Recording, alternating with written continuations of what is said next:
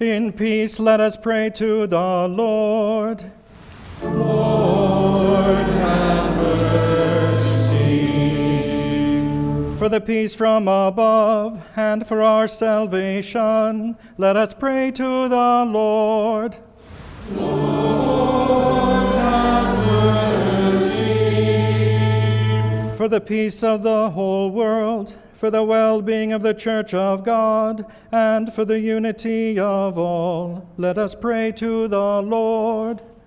Lord, have mercy. For this holy house, and for all who offer here their worship and praise, let us pray to the Lord. Lord, have mercy.